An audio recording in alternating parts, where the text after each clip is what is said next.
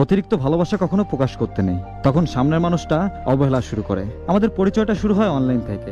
আমি ওরে প্রথম মেসেজ দেই, আর আমার মেসেজ যাওয়ার সাথে সাথে সেও রিপ্লাই দেয়। আর এইভাবে কথা বলতে বলতে আমরা ভালোবেসে ফেলি একে অপরকে। আর এভাবেই আমাদের সম্পর্ক শুরু হয়। আমার বাসা সিলেট আর তার বাসা ময়মনসিংহ। আমাদের রোজ কথা হতো, এমনকি আমাকে অনলাইনে না পেলে সেও পাগলের মতো হয়ে যেত। আর আমি ওরে এতটা ভালোবাসি যে যখন যা বলতো আমি তাই করতাম। আমি ওরে এতটাই ভালোবাসি যে খাবার সময়ও পাশে ফোন নিয়ে বসতাম। রাতে ঘুম ধরলে ফোনে সাউন্ড হাই করে ঘুমাতাম, যাতে সে মেসেজ দিলে আমার ঘুম ভেঙে যায়। হাজার ব্যস্ত থাকলেও ওর মেসেজে রিপ্লাই দিতাম। ওর সাথে ঝগড়া হলে বা রাগ করে থাকলেও আমি ফোনের দিকে তাকিয়ে থাকতাম যে কখন একটা কল আসবে। তাও আমাদের সম্পর্ক আলহামদুলিল্লাহ ভালোই চলতেছিল। তারপর আমরা পরিবারকে জানাই আমাদের সম্পর্কের কথা, আর আমাদের দুই পরিবার মেনে নেয়। কিন্তু তখন আমি ইন্টার সেকেন্ড ইয়ারে পড়ি। সে জানতো আমার বাবা নেই, বাবা ব্যবসা করতো, আর বাবা মারা যাওয়ার পর আমাদের ব্যবসা দেখতো আমার খালার জামাই। ধীরে ধীরে আমাদের বিয়ের কথা হয় দুই পরিবার থেকে। কিন্তু সমস্যা হয় ওর পরিবার আমাদের কাছে 20 ভরি সোনা চায়। এই কথা শুনে আমার মা ওদেরকে বলে যে আমি দিতে পারবো, কিন্তু দেখেন এত টাকা এখন দিলে আমাদের ব্যবসার অনেক ক্ষতি হবে, যা পরবর্তীতে আমার ছেলের জন্য সমস্যা হবে। আর ছেলেকে ফ্রান্স পাঠাবো বলে পাসপোর্ট জমা দিছি, ওই জায়গায়ও তার অনেক টাকা লাগতেছে। আমরা এখন মেয়েকে রিং পরায় রাখি, আমার ছেলে যাওয়ার পর পর তোমরা যা চেয়েছো তাই দিব। পরে আমার দিকে তাকিয়ে আমার মা বলছিল 12 ভরি সোনা দিবে, কিন্তু ওর পরিবার মানেনি। ওরা যা চেয়েছে তাই দিতে হবে।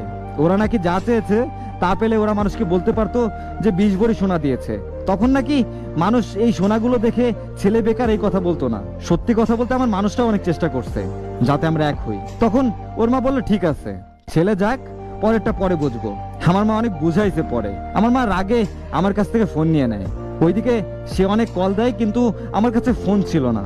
এর কিছুদিন পর আমাদের আবার কথা শুরু হয়, কিন্তু ওই মনে মনে ভেবে নিয়েছে যে আমি ইচ্ছে করে ফোন ধরিনি। সে বলছিল আমার মা নাকি ওরে আনতে চায় না, কিন্তু আমার মা বলছিল দরকার হলে আমি হয়ে মেয়ের বাসায় যাব। আমরা দুই পক্ষ কথা বললে সুন্দর একটা সমাধান বের হবে। কিন্তু আমার মাকে আসতেও দেয়নি।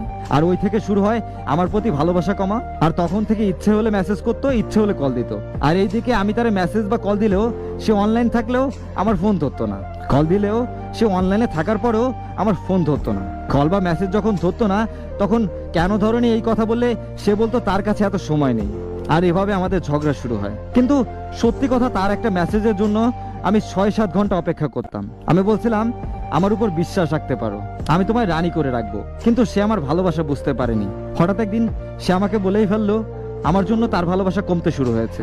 ওই কথা শোনার পরেও আমি ওরে ছেড়ে যাইনি। ও একটা কথাই মনে মনে ঠিক করে নিয়েছিল, ও আর আমার সাথে থাকবে না। তারপরও শেষ দুইটা কথা বলেছিল, সে যদি আমায় নাও পায় সে আফসোস করবে না, সেটা ভাববে যে আল্লাহ তার জন্য নাকি আমাকে মঙ্গল হিসেবে রাখেনি। সে আরো একটা কথা বলেছিল আমি কেন এত মেসেজ বা কল দিই, আমি নাকি তার জীবনে গুরুত্বপূর্ণ মানুষ না। তখন আমি ভেবে নিয়েছি সে হয়তো আমায় ভুলে গিয়েছে, সে আমার থেকে মুক্তি চাচ্ছে। আর আমি তখন নিজে ওর সাথে যোগাযোগ বন্ধ করে দেই। অতিরিক্ত ভালোবাসা প্রকাশ করলে সে মানুষটা তোমাকে অবহেলা করবেই।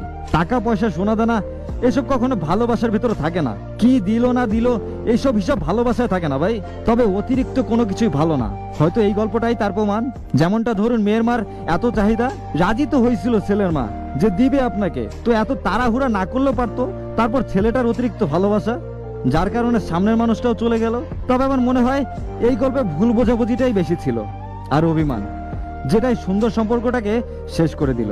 কোনো কিছু শেষ করতে সময় লাগে না, কিন্তু এটা করতে অনেকটা সময় লাগে। তাই শেষ করার আগেও একটাবার ভালোভাবে সময় নিয়ে ভাবা উচিত, কারণ দ্বিতীয়বার আর প্রথমবারের মতো হয় না। তাই তো বলবো যে যা করবেন বুঝে শুনে করবেন।